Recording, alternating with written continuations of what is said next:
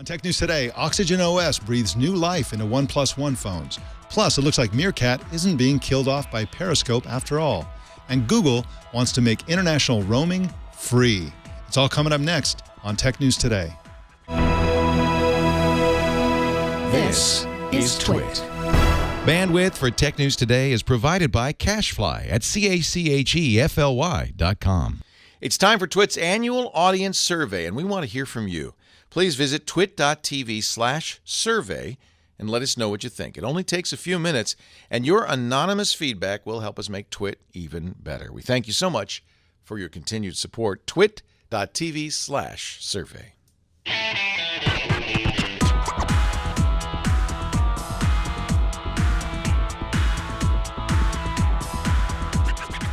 This is Tech News Today for Monday, April 6th, 2015.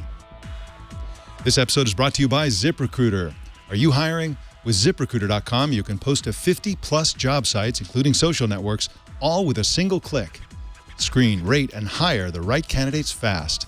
Try ZipRecruiter with a free 4-day trial now at ZipRecruiter.com/TNT. That's ZipRecruiter.com/TNT.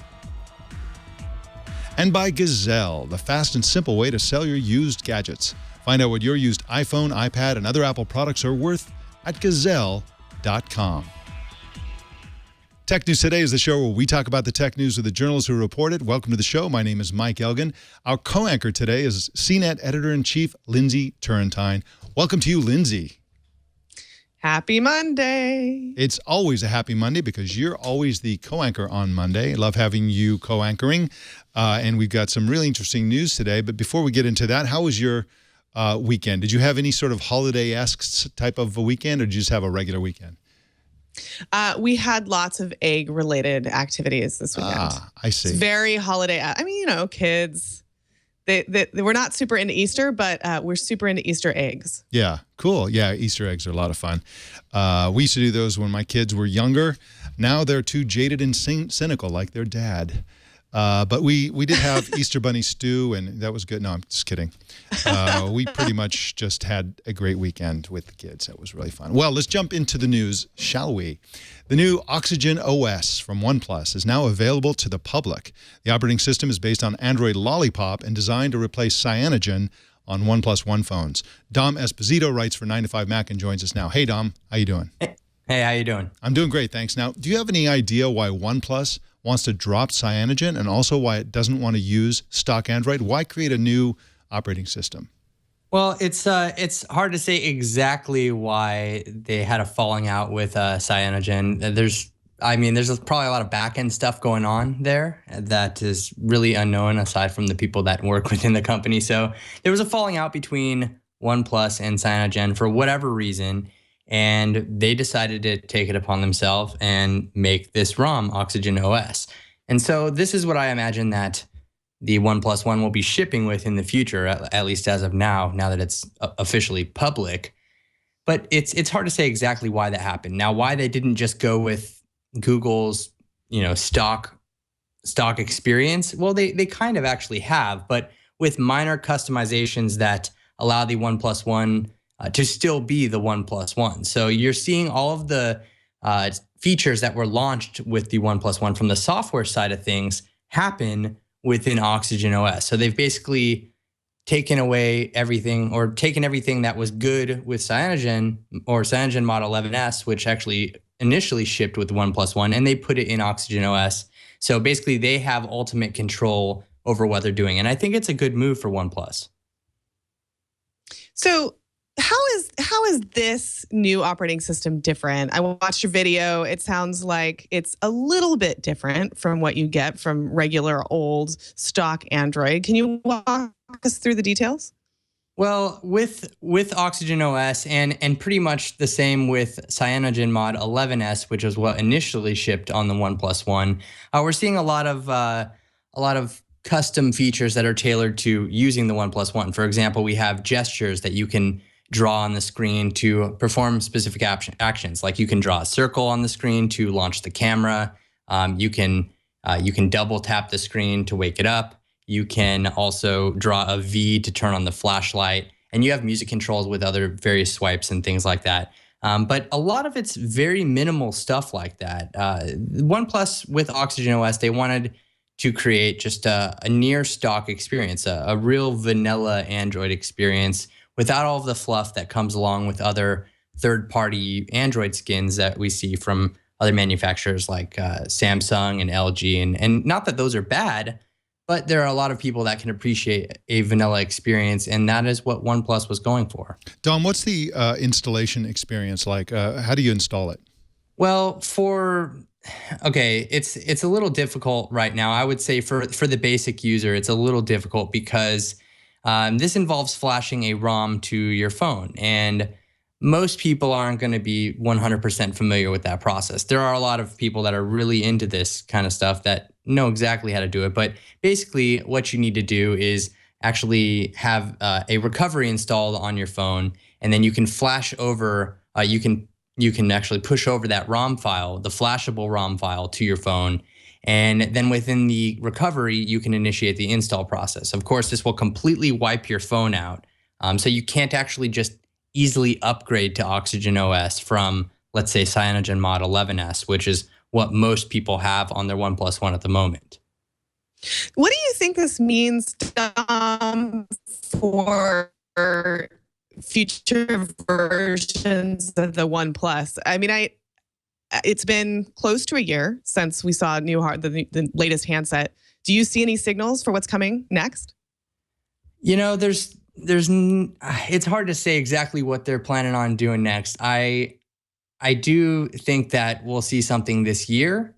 What that's going to be, I have no idea, but I feel like OnePlus has, they have to be very careful with this next launch because, I mean, in my opinion and a lot of other people's, the OnePlus One is very hard to beat in terms of what you get for the money.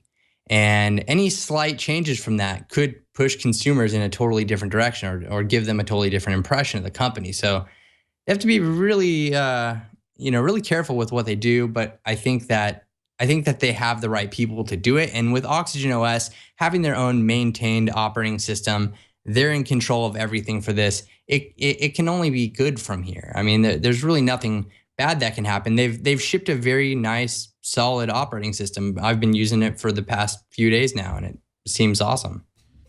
Dom Esposito is at 9to5google.com, and you can also follow him on Twitter at Mac Mixing. That's MAC Mixing. Thanks so much for joining us today, Dom. Yeah, thanks for having me. Got some more news for you in a second. My phone doesn't ring again. But first I want to talk about ZipRecruiter, which is the way to hire because they will send your job to all of the job boards with a single click. Up to more than you can post to 50+ job sites, including social networks. That's Facebook, Google+, Twitter, etc. All with that single click. It's so powerful. You really want to use ZipRecruiter because, of course, candidates are everywhere, and you want to hire the best candidate, not just the best one on the 1 or 2 or 3 or 4 services that you happen to use. You want to cast that net as widely as possible because you never know where that perfect candidate is going to be. And so, you can find candidates in any industry nationwide. You just post once and watch your qualified candidates roll in. But ZipRecruiter has something really cool. It's called Premium Traffic Boost. You get up to 3 times more candidates. It's like an insane mode for your job search. You can quickly screen candidates, rate them, hire the right person fast. This is why ZipRecruiter has been used by more than 200,000 businesses. And right now, our listeners and viewers can try ZipRecruiter for free. Plus, get 30% off your first traffic boost by going to ZipRecruiter.com/TNT. That's ZipRecruiter.com/TNT. And we thank ZipRecruiter for their support of Tech News Today. Well, everybody thought Twitter's Periscope would blow Meerkat out of the water once it launched, but it turns out that Meerkat is actually holding its own. Caitlin Huston is a reporter for Market Watch and joins us now. Welcome to you, Caitlin. Hi, thanks for having me. Well, thanks for being on. Now, how do Meerkat and Periscope compare now in terms of users? We don't have exact user numbers. I talked to the Meerkat founder on Friday, and he was saying that they have about 600,000. I haven't been able to get a number on Periscope. But the main measures that people are looking at is the app popularity, so how often it's downloaded from the App Store. And in that race, Periscope is definitely leading. It was 64 as of Friday, whereas Meerkat was outside the top 600,000. But then again, the founder is saying that this isn't the right measure. You also have to look at who's using it and who's tweeting about it. And in that sense, they're on a similar level since Periscope spiked when it launched about a week ago. So it seems pretty amazing to me that Periscope actually caught up so quickly, given the head start that Meerkat had. How are these guys doing in terms of actual downloads of the app? Do you think that Periscope is growing quicker? Are there any signals to that effect? Well, I checked on Periscope's app ranking today just to see, if it was continuing to be downloaded. It was 64 on Friday. Today it was in the high hundreds. So it's definitely not shooting up as fast as you think they would hope.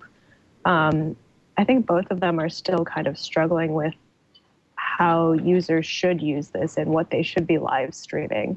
And for stuff like breaking news, it makes a lot of sense. But in other uses, they're both kind of trying to figure out how to get users to come to them. Caitlin, do you use either Meerkat or Periscope or both? And if so, what do you think of them? I would love to use either one of them, but I don't have enough storage on my phone, which I think is a problem that they both have. I have watched both Meerkat and Periscope streams, I guess, on my computer, which isn't the best viewing experience. And I think people definitely still have to figure out how to hold it close to their face, which sounds like a small thing, but I'm seeing a lot of videos where it's just someone's face very close up, which, maybe you don't want to watch that. Or, there's the trend in, I think it's mostly Periscope, where people are showing you the inside of their fridges, which can be fun, but it doesn't seem that newsworthy or, something you'd want to watch. It seems to me that the best Periscope events are the ones in which there are two people at least involved. So you got somebody holding the phone, literally. Yeah. And then they can actually operate it like a camera. Yeah, I think that's key. And I've seen some Q&As, a few with some venture capitalists that I think are pretty interesting, because normally you wouldn't have that kind of access to these people, and they're able to interact with the crowd of entrepreneurs or whomever. So I think those are interesting to watch. It's been interesting to watch, especially Meerkat, which is really focused in on its leaderboard of the major users. In the early days, it was a certain type of person. It was typically the early adopter types. It was a bunch of people here at Twit. We're at some point, 4 of the top 10 were Twit hosts or employees, and also people at South by Southwest. And now the leaderboard has been taken over by, there's a couple of women who tend to do cooking and stuff like that with a lacking of clothing to a certain extent. There's somebody who just broadcasts his amazing view of New York City just for hours. There's somebody else who just never turns it off and just has it pointed at himself. He talks to his sister on the phone, and it goes on and on. And what they all have in common is shamelessness. And that seems to be the overarching quality that will get you to the top of the leaderboard. Mashable, which was at the top for a long time, has now been replaced by one of our clothing challenged cooks. And so this is welcome to the new Meerkat. And of course, these people will be completely washed away if this trend continues. Sorry about that. My phone. These folks will be completely washed away by the celebrities, the singers, and so on. If every other social network trend follows the same trend lines as those. Well, Caitlin, thank you so much for joining us today. Caitlin Huston. Her last name is spelled Huston, is at marketwatch.com, and you can follow her on Twitter at HustonCA. Thank you so much for joining us. Thank you. Google is reportedly trying to make a deal that would enable the company to provide free international roaming for mobile users. They're talking with a company called Hutchinson Whampoa, which owns the mobile operator 3, to provide service to Americans traveling in the UK, Ireland, Italy, and other countries.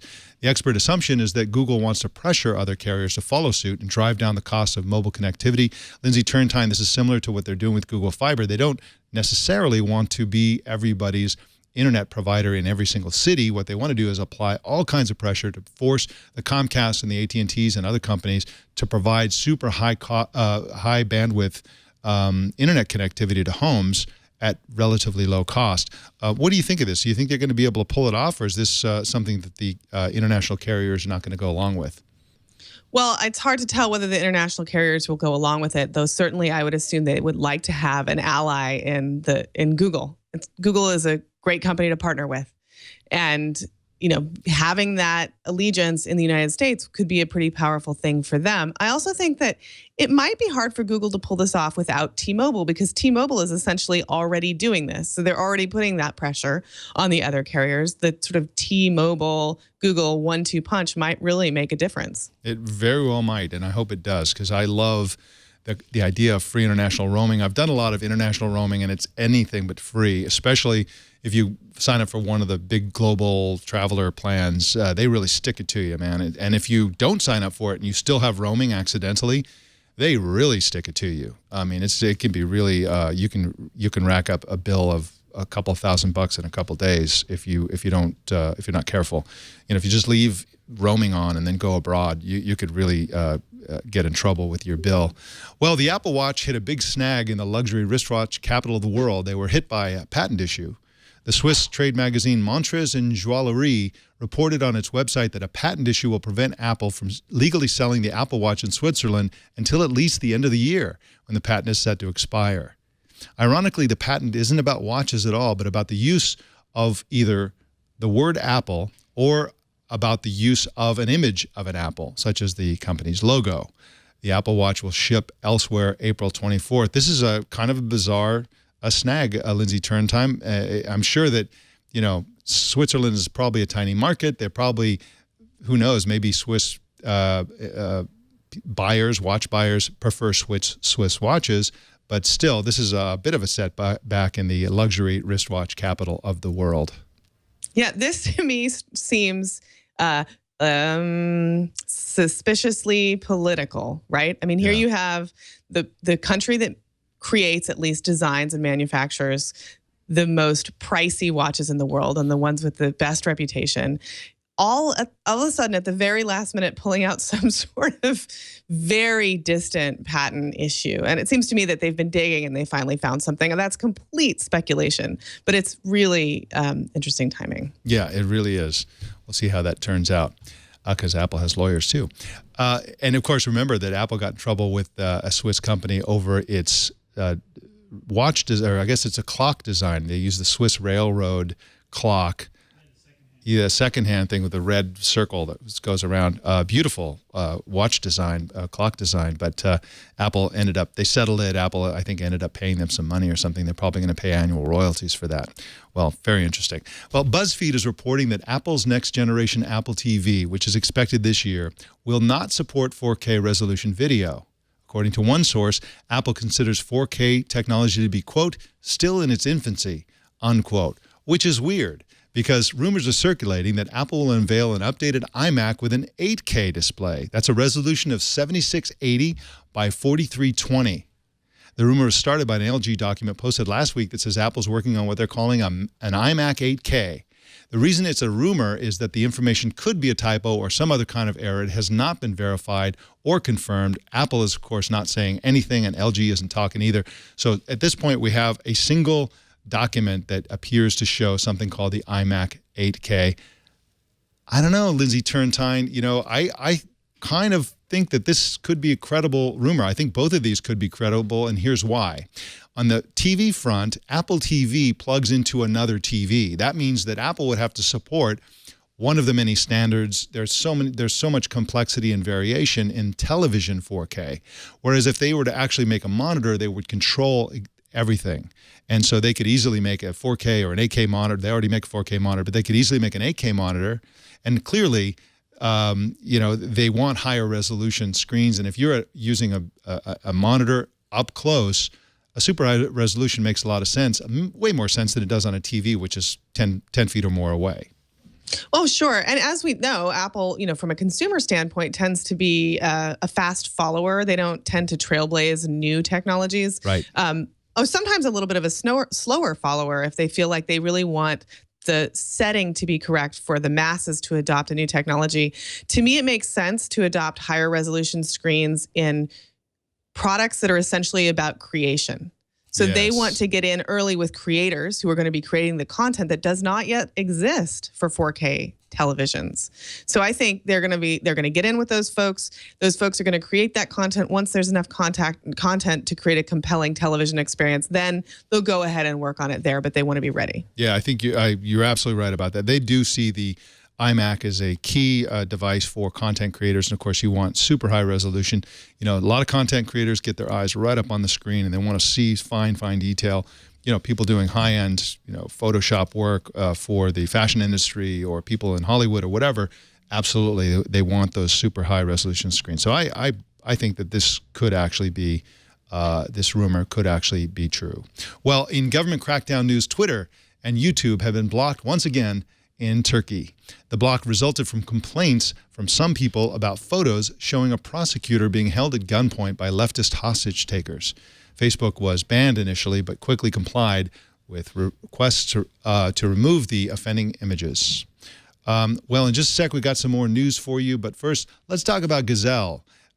You know I love Gazelle. I've been using them long before I hosted this show and had them as an advertiser because it's so easy. You basically just, you have a device that you're not using anymore. So you go to gazelle.com, that's Gazelle.com, and you find that device. They have them all listed there, and you go in and you start, is it an iPhone, is it an Android phone, whatever, and then you go in there and you identify the exact make and model, everything, what type of phone it is, and then you indicate its condition, and then they will give you a price, and that price is what they will pay you when they send you a box. You put it in the box, off it goes, and again, you get paid right away. And here's the great part. People used to ask me, what do they do with these phones? Where can I buy these Gazelle phones? Well, now you can buy them directly from Gazelle, and they've got a great program because, first of all, they have two different types of conditions, basically two categories of conditions. One is called certified like new. Those are indistinguishable from a brand new phone. And the other one is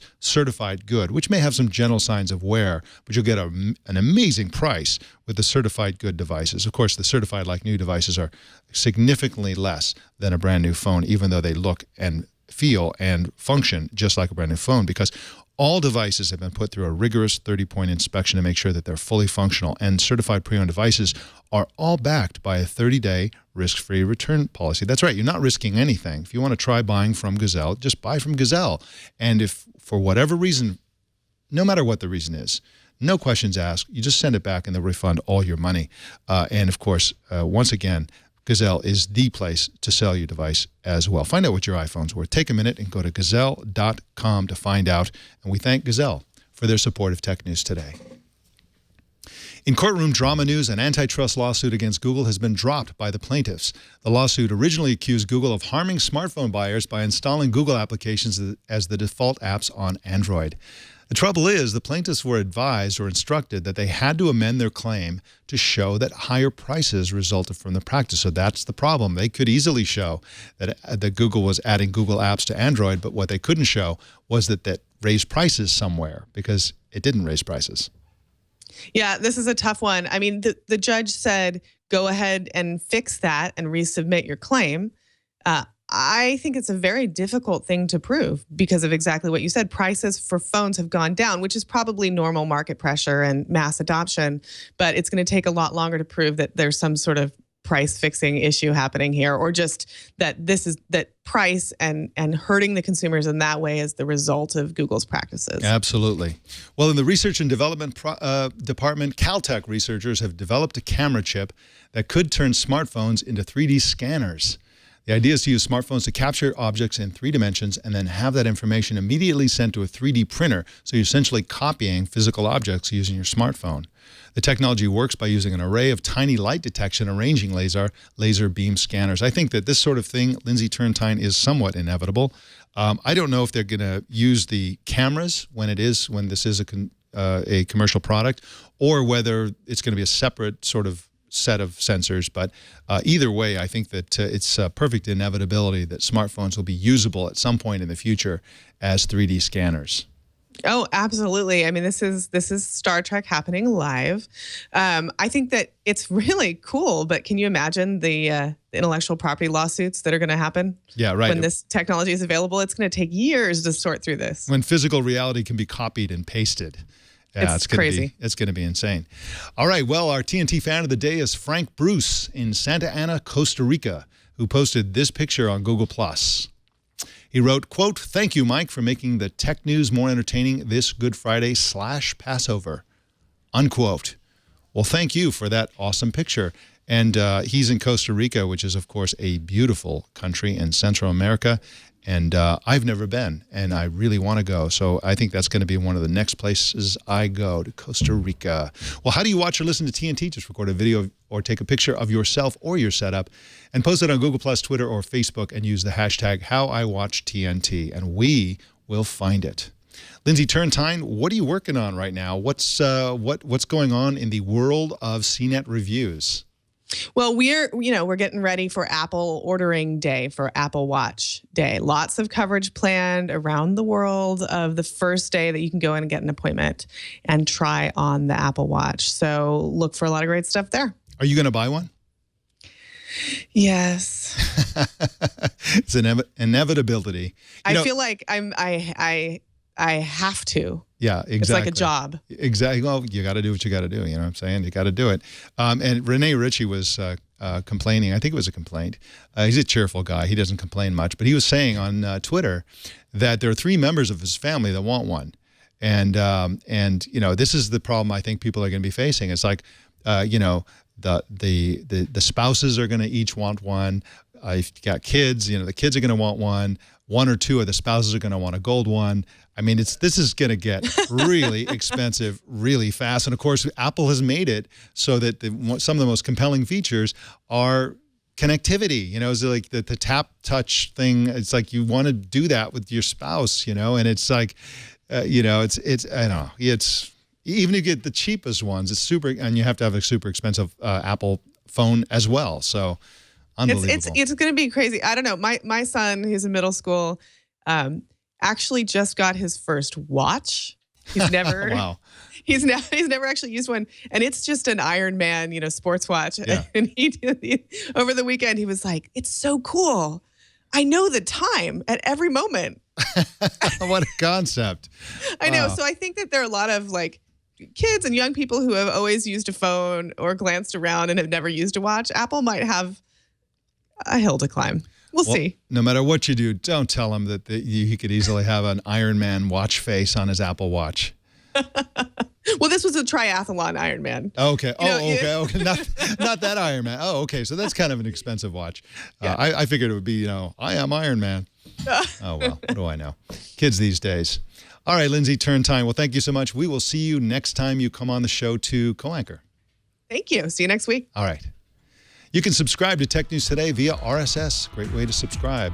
You can choose any way to subscribe at twit.tv/TNT. You can also watch us live every weekday at 10 a.m. Pacific, 1 p.m. Eastern, 1800 UTC at live.twit.tv, or in the app or browser plugin of your choice, which you can find at twit.tv/apps. If you're ever in the greater Petaluma region, come on in and watch us as part of our studio audience. And you can follow us on Twitter at Tech News Today TV. You can follow me personally on Facebook. Just go to facebook.com/mike.elgan and let us know what you think. Send us an email to tnt@twit.tv or call 260-TNT-SHOW. Don't miss our evening newscast called Tech News Tonight at 4 p.m. Pacific every single weeknight.